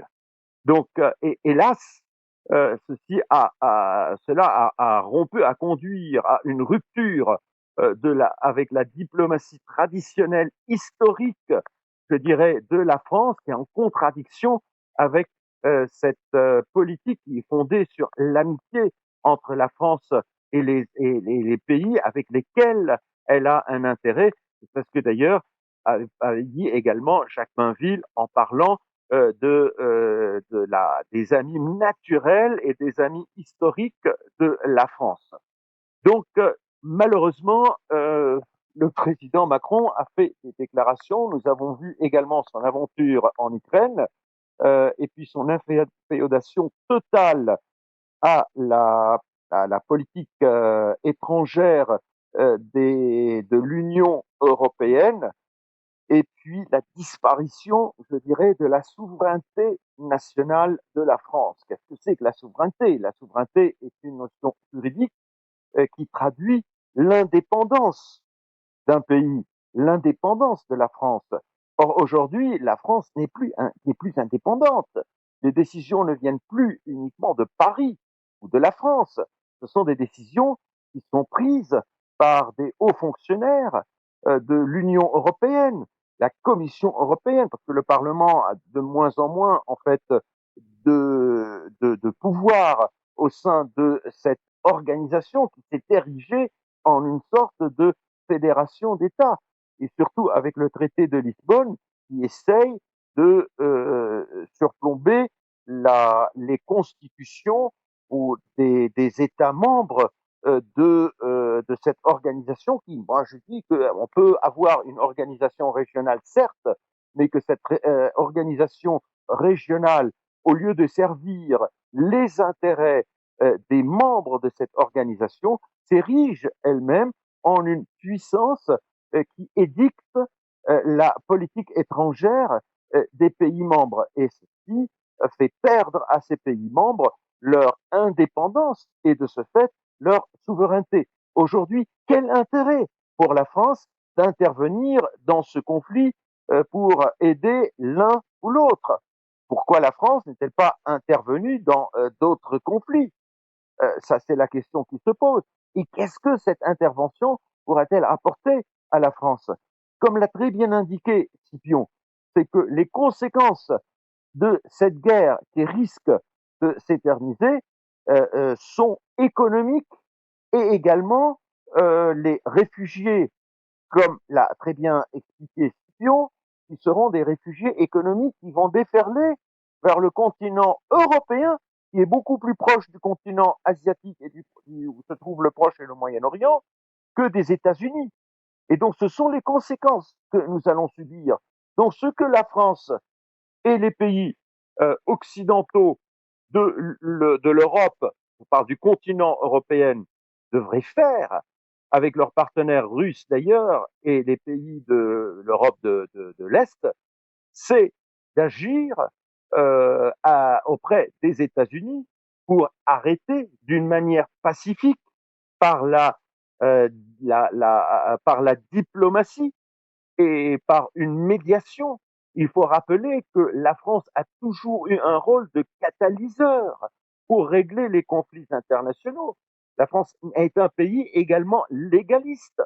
Comment aujourd'hui M. Macron peut lui-même expliquer et motiver une telle intervention dans une guerre qui n'est autre qu'une agression en termes juridiques et dans lequel le pays agressé, c'est l'Iran. Donc l'intérêt aujourd'hui de la France, c'est d'éviter cette catastrophe économique et commerciale avec la fermeture du détroit de Hormuz, avec, comme l'a dit tout à l'heure Scipion, ces frappes qui ont endommagé les ressources pétrolières, ou plutôt les sites pétroliers et gaziers dans les pays du Golfe, qui vont pas avoir des conséquences néfastes. Nous vivons déjà dans cette situation. Allez aujourd'hui voir combien coûte le litre d'essence. Il est à 2 euros et au bout de 5 jours. Et la guerre ne fait que commencer. Et nous n'avons pas encore assisté à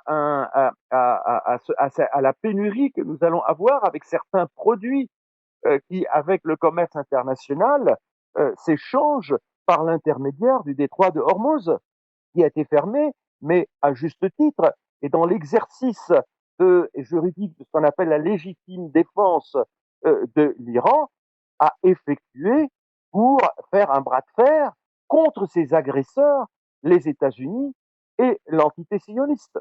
Donc l'intérêt de la France n'est pas de mettre de l'huile sur le feu, mais d'apaiser et puis d'éteindre le feu et trouver une solution pacifique par les moyens diplomatiques. La France est une très grande nation. Malheureusement, la République l'a réduit en une toute petite nation renfermée sur elle-même, qui a laissé tomber les pays francophones et ceux qui rêvent, ou rêvaient plutôt, d'avoir des relations et puis avec la France, qui l'appelait leur mère patrie. Et je parle à plein de pays africains quand on voit aujourd'hui que la France est déjà dépassée par l'Italie en Afrique et a pris sa place dans tous les pays africains. Je parle d'Afrique subsaharienne, mais également dans l'Afrique du Nord, quand on voit le rôle aussi des États-Unis au Maroc et puis le rôle qui a disparu totalement donc de la France. Je ne parle pas de l'Algérie parce qu'il y a déjà une crise et puis donc elle est déjà prise par l'Italie et par Madame Meloni, avec d'ailleurs une coopération non pas simplement commerciale et pétrolière, mais également culturelle, où le français n'est plus d'ailleurs la deuxième langue dans ce pays. Donc, nous assistons à une perte de la place et de la crédibilité de la France dans le monde en raison de cette dérive du régime républicain en France, celui des partis politiques qui agissent en fonction de leurs intérêts électoraux. Et c'est ça que je trouve un très grand dommage. Et j'espère que M. Macron ne veut pas s'aventurer dans un conflit qui est à l'encontre des intérêts de la France, de la nation française et des Français. Merci beaucoup, mon cher Eli, pour votre réponse. Alors, mon cher Scipion, j'aurais quand même vous poser cette question-là. Est-ce que pour vous, Israël fait partie de ce qu'on appelle la civilisation occidentale? Est-ce que le terme judéo-chrétien, c'est la civilisation judéo-chrétienne par exemple, a un sens? Ou est-ce que c'est au contraire un oxymore? Alors, je pense que ce qu'on appelle le judéo-christianisme, c'est une invention récente, et je dirais une invention récente pour un concept à sens unique. C'est après 1945, surtout aux États-Unis et dans une moindre mesure en Europe, des chrétiens qui développent une sympathie extrêmement vive pour les juifs actuels. Et les juifs, non pas en tant qu'êtres humains, ça c'est une affaire privée, mais les juifs en tant que croyances juives que prétendu peuple juif, et en voulant les voir absolument comme des juifs de l'époque de Moïse ou des juifs du temps du Christ. Et les juifs de l'Ancien Testament, c'est plutôt des judéens, comme disent les historiens sérieux, à distinguer des juifs actuels, qui sont fondés sur la réinterprétation de l'Ancien Testament par le Talmud à la fin de l'Antiquité.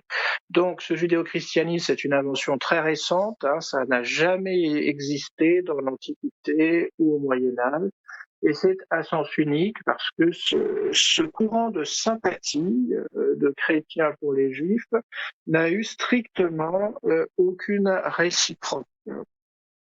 Il faut écouter, c'est très faisable sur YouTube. Nous avons des rabbins parfaitement francophones qui expliquent ce qu'ils pensent des chrétiens, et c'est assez vigoureux. On pourrait pas le dire à cause de la législation en France. Disons l'équivalent dans des critiques purement religieuses d'ailleurs sur les fondements du judaïsme. Ce serait pas possible. Et là, le judaïsme reste très agressif contre le christianisme. Donc c'est une illusion, une sympathie à sens unique. J'aurais tendance à dire comme un amour à sens unique. Quand un jeune homme aime une jeune femme qui n'en a strictement rien à faire, eh bien c'est totalement ridicule et une perte de temps. Et j'allais dire que non seulement c'est ridicule, mais c'est pas sans conséquence, puisqu'on a dans une certaine mesure une judaïsation, donc l'importation de termes ou d'analyses ou d'obsessions juives contemporaines de l'Ancien Testament au sein même des cultures chrétiennes. Donc le judéo-christianisme, c'est notamment chez les protestants évangéliques ou les courants charismatiques, une forme de de réinterprétation des traditions chrétiennes au nom d'une vision commune antique avec les Juifs. C'est totalement erroné. Il y a Rivarol, c'est une spécialité de Jérôme Bourbon, qui dit que le modernisme qui a triomphé dans l'Église catholique avec Vatican II et après Vatican II, c'est une hérésie judaïsante, puisque sous couvert d'archéologie chrétienne, on tend à judaïser la religion chrétienne, donc toute une série de contresens. C'est le pape Jean-Paul II qui définissait les Juifs comme nos frères aînés dans la foi, ou l'idée qu'il y aurait toujours une alliance mosaïque valide, et que les Juifs, en restant juifs et en mourant en tant que juifs, iraient assez automatiquement au paradis au nom même de leur coutume juive. Or, c'est pas du tout ce qu'enseigne le christianisme. Le christianisme enseigne qu'il faut suivre le Christ, qu'il faut se faire baptiser au nom du Père, du Fils et du Saint-Esprit, et suivre la pratique chrétienne pour être sauvé. Que l'on soit d'origine juive ou non, ça ne change rien à l'affaire, mais il faut pratiquer vraiment le christianisme.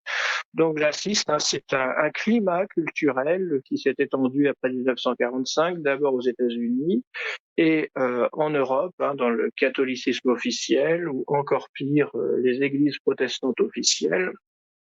Ils sont complètement dégénérés dans le progressisme. Ça aussi, c'est un autre problème. Mais tout ça pour dire que le judéo-christianisme, ça crée une culture dangereuse et qui contribue aussi à cette passivité totale ou cette sympathie diffuse pour le projet israélien, donc cet État nouveau de fait et dit d'Israël, et encore pire pour les protestants évangéliques aux États-Unis, le soutien à tout ce qu'ils peuvent faire, y compris cette guerre contre l'Iran qui nous retient ce soir. Donc ce judéo-christianisme, c'est un concept en soi faux, absurde, dangereux, mais néanmoins extrêmement répandu et très nocif. Ça explique vraiment en partie cette guerre, parce que sans le soutien complètement délirant des États-Unis pour cette guerre qui ne concerne en rien les intérêts des États-Unis, il est clair qu'Israël aurait été beaucoup plus modeste, aurait mené beaucoup moins de guerres et à mon avis n'attaquerait pas l'Iran aujourd'hui. Donc ce judéo-christianisme, c'est un concept absurde, toxique, mais hélas bien réel en un sens et très dangereux. un peu là ce que j'en pense, cher Alexandre. Ne tombons pas dans ce piège du judéo-christianisme surtout, hein, parce que nous avons des amis dans la droite nationale qui, hélas, tombent dedans, donc que ce soit nous, au Parti de la France, et encore moins notre ami Elie Hatem, nous ne tombons là-dedans. Effectivement, merci beaucoup Scipion pour votre réponse. Alors je vais vous poser cette question aussi, Eliathème, parce que Eliathème, vous êtes catholique, bien sûr, vous êtes maronite, si je ne dis pas de bêtises, et j'aurais aimé savoir quelle était la situation des chrétiens justement en Iran, parce qu'on nous arrête pas de nous parler d'une attaque contre la République islamique chiite, mais de fait, la population est quand même en partie chrétienne, si je ne m'abuse. Ah bah, tout à fait. Bah, si vous voulez, je voudrais répondre à votre question et puis, si vous permettez, ajouter 2 ou 3 choses sur le judéo-christianisme. Bien sûr. Alors, premièrement, sur l'Iran et les chrétiens. Donc, il faut dire, c'est que les chrétiens il y a plusieurs confessions, d'ailleurs des catholiques, des orthodoxes, de différentes, en fait, églises orientales qui existent en Iran. Il faut rappeler une chose, d'ailleurs, c'est que la première église qui a été fondée en tant qu'institution, c'était l'église de Perse. Et ça, tout le monde l'a oublié. Donc, bon, bien sûr, elle a été persécutée par les Eurasiens parce que c'était Dieu Mira, etc. C'était complètement différent de leur culture, etc. Mais aujourd'hui, donc, non seulement les chrétiens existent, mais ils ont des représentants en tant que communauté chrétienne au sein du Parlement iranien. De la même manière que les Juifs, en particulier la communauté juive en Iran, c'est une communauté très ancienne, enracinée. C'est l'une des communautés, des véritables communautés juives, je dirais traditionnelles, et j'insiste juives, qui ont plus de tradition biblique que rabbinique et qui font partie du tissu social en Iran et qui sont encore plus nationalistes que le sont les chiites ou les arabes sunnites ou bien les azéris ou les kurdes ou les balouches ou d'autres. Et pour quelle raison? Parce que ils ont une attache de plusieurs millénaires avec cette ère d'Iran. Et d'ailleurs, ils ont été même à un moment donné soupçonnés, parce qu'ils ont le droit de se rendre en Terre Sainte au sein de l'entité sioniste pour leur pèlerinage, etc. Mais ils retournaient toujours en Iran. Et ils sont soupçonnés par les services de l'entité sioniste, le Mossad et les autres, d'infiltrer et de donner des informations aux Iraniens, aux gardiens de la révolution, à l'armée, aux différents services secrets iraniens de ce qui se passe et des différents endroits, des cartes, etc., au régime iranien. Deuxièmement, concernant les chrétiens, il faut rappeler une chose qu'on oublie totalement chez les musulmans, en particulier les chiites et les Iraniens. D'ailleurs, les chiites sont très proche de la conception chrétienne. Et quand on a parlé du judéo-christianisme, il faut déjà rappeler une chose donc assez importante, c'est que le judéo-christianisme a existé, mais juste au début, en tout début de la chrétienté, de la chrétienne, avec en fait des premiers convertis d'ailleurs au christianisme, et puis il y a ce qu'on appelle les ébónistes. Les ébónistes, c'est un peu comme les nestoriens, et qui avaient en fait une conception du Christ, du Messie, qui est très similaire, identique, je dirais, à la vision qui est celle dans l'islam. Et c'est d'ailleurs la raison pour laquelle que les musulmans, en particulier les chiites et les iraniens, ont une adulation très particulière de la Vierge Marie et du Christ, ce qu'ils appellent Issa, et qui est cité beaucoup plus dans le Coran. D'ailleurs, le Christ est beaucoup plus cité dans le Coran que le prophète Mohammed. Et en particulier, la Vierge Marie. La Vierge Marie a une sourate qui lui est dédiée dans le Coran et qui est considérée comme la femme qui est la plus sainte du monde. Et d'ailleurs, le port du voile, c'est une imitation de la Sainte Vierge qui a été prise par certains exégètes musulmans. Et ça, nous l'ignorons totalement. Et puis, d'autre part, l'Immaculée Conception, elle a été reconnue chez les musulmans qui sont quand même je dirais, une secte des Nestoriens, en particulier avec l'influence de l'épouse du prophète Mohammed, c'est-à-dire sa véritable épouse, parce que les autres, c'était pas une épouse dans le sens où ils étaient vraiment mariés pour avoir une filiation, bon, des enfants, mais c'était, je dirais, une protection. Mais la vraie, c'était Khadija, c'était la première épouse qui était chrétienne, nestorienne. Et selon certains penseurs, et puis chercheurs, pardon, disaient qu'il y a eu une influence de l'un de ses oncles qui était moine chrétien sur le prophète. D'où je dirais, ce respect chez les musulmans de la Vierge Marie. Et d'ailleurs, en octobre dernier, en Iran, à Téhéran, il y a eu une inauguration d'une station de métro avec le nom de la Sainte Vierge. Eh bien, en France, malheureusement, pays catholique, nous assistons à la transformation des églises en boîte de nuit. Les églises sont vidées de plus en plus. Alors qu'en Iran, il y a beaucoup plus, je dirais, de respect. En France, pour faire une procession le vendredi saint, il faut demander des autorisations. En Iran, toute procession qui a un objectif religieux n'a pas besoin d'une autorisation équivalent de l'autorisation préfectorale en France pour faire en fait cette procession religieuse. Et nous voyons la célébration des vendredis saints chez les catholiques et chez les orthodoxes avec des processions dans les rues. Ce que en France, nous le voyons de moins en moins. Alors, à Noël, il y a les crèches. En Occident et en France, nous ne voyons que les sapins de Noël, avec la disparition de plus en plus des crèches. Quand on parle également donc des chrétiens et des relations entre l'Iran et les chrétiens, il ne faut pas oublier une chose, c'est que c'est bien l'Iran qui, d'une part, a aidé à sauver par l'intermédiaire du Hezbollah, mais directement également les différentes communautés chrétiennes en Syrie, mais c'est bien l'Iran qui a également aidé les Arméniens qui étaient massacrés dans le Haut-Karabakh par l'Azerbaïdjan, qui est soutenu par les Israéliens. Où est la France, fille aînée de l'Église, pour intervenir et aider les Arméniens? Où sont ces pays occidentaux qui prétendent défendre la chrétienté? Où est comment elle s'appelle, celle qui est d'origine marocaine, arabe, Sarah Knafo, qui prétend défendre les chrétiens d'Orient? Aucune réaction quand les Arméniens se faisaient massacrer.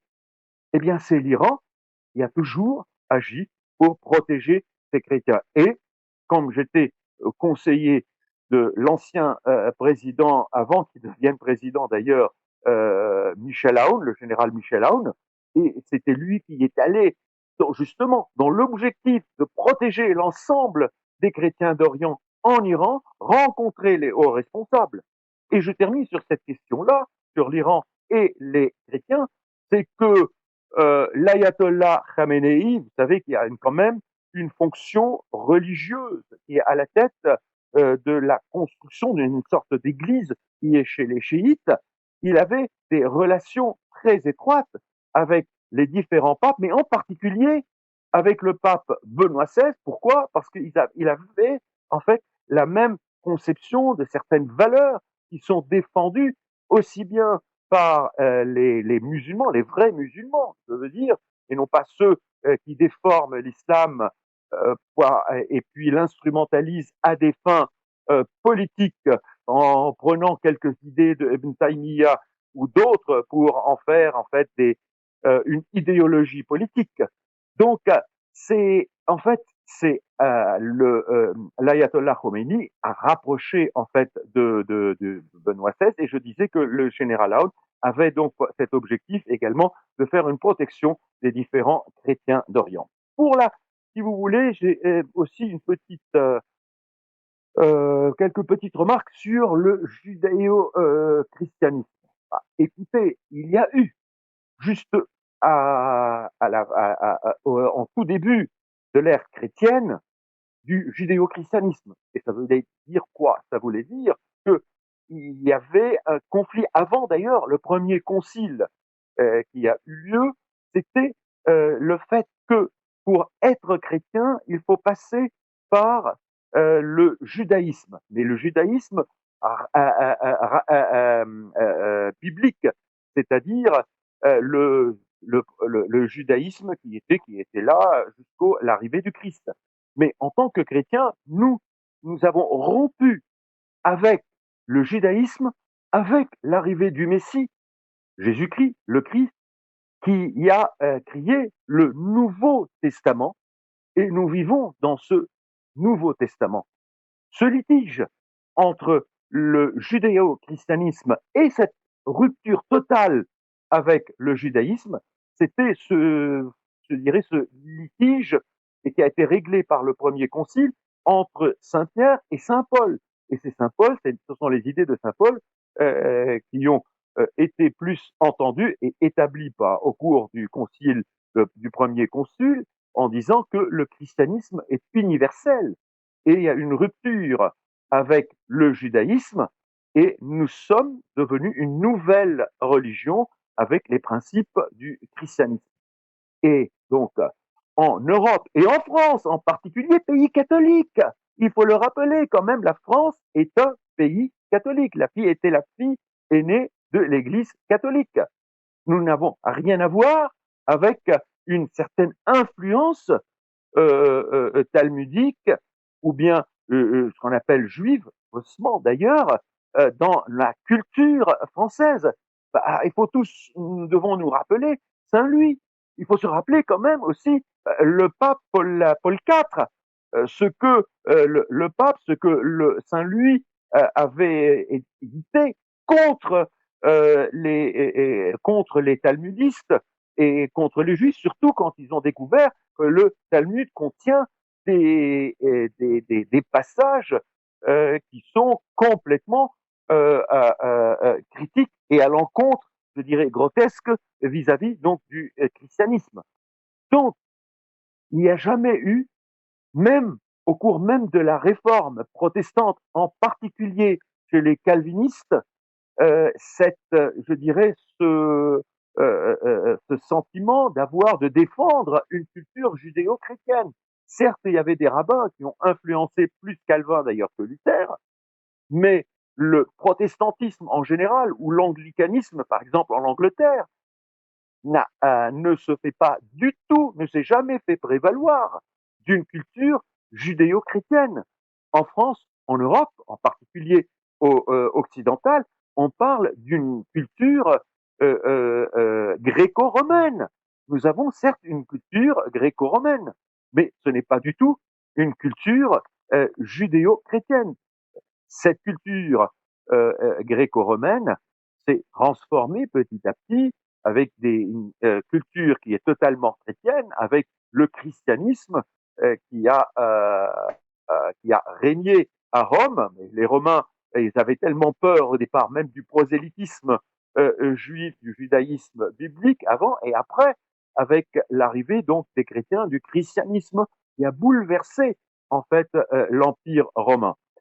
À quel moment nous avons assisté à l'émergence de cette appellation du judéo-christianisme, comme l'a très bien souligné Scipion tout à l'heure, c'est totalement nouveau et ça a été créé avec cette secte qui se dit chrétienne et qui est la secte des évangélistes et qui parle de cette notion en fait de judéo-christianisme en essayant de lier le judaïsme au christianisme. Et dernière remarque d'ailleurs, avec certains droitards en France qui pensent que voilà, ils défendent cette hérésie, en plus établie ou rétablie et où il en parle plus, c'est Monsieur Zemmour, Éric Zemmour, notamment que défendant le judéo-christianisme, ça n'existe pas, en particulier dans les pays orthodoxes et surtout dans les pays catholiques. Certes, il y a eu le Concile Vatican II, comme l'a tout à l'heure souligné Scipion, mais il faut dire qu'il y a eu un travail, il y avait un projet contre un projet de la part, en fait, du talmudisme politique pour infiltrer l'Église catholique par l'intermédiaire également des sociétés secrètes qui ont poussé vers le Concile Vatican II. Et Dieu sait, j'en parlais avec un ami curé maronite à Chypre, qui m'a dit malheureusement, au Vatican, il y a même certains évêques qui ont fait partie de certaines sociétés secrètes. Je vous laisse le soin de découvrir vous-même de qui je parle, et qui, par l'intermédiaire de ces sociétés secrètes, ils ont intégré ce protestantisme et puis cet évangélisme au sein de l'Église catholique, et c'est la branche que j'appelle moderniste occidentale chez les latins catholiques qui sont de plus en plus devenus plus protestants que catholiques. Et c'est la raison pour laquelle vous avez vu tous ces symboles, tout ce sacré au sein de l'Église catholique moderniste qui est une transposition, en fait, du protestantisme. Il n'y a pas de différence quand vous allez dans un temple protestant aujourd'hui ou dans une église moderniste avec qui fait en fait qui célèbre, où la célébration de la messe est faite avec avec le concept de Vatican II qui n'a rien à voir avec la messe Saint-Pie X, oui exactement, Saint-Pie V pardon, qui est la messe j'ai oublié le nom, en fait, c'est la messe Saint-Pie V qui, quand même, est celle de la tradition et que nous avons, nous, en tant que maronites, conservé encore dans nos églises. Je ne parle pas des grandes villes, mais dans les montagnes, que ce soit au Liban, que ce soit en Syrie, à Chypre ou en Palestine, où les chrétiens maronites sont présents. Merci beaucoup, mon cher Eliatem, pour votre réponse et votre développement sur ce qu'on appelle le judéo-christianisme. Merci beaucoup.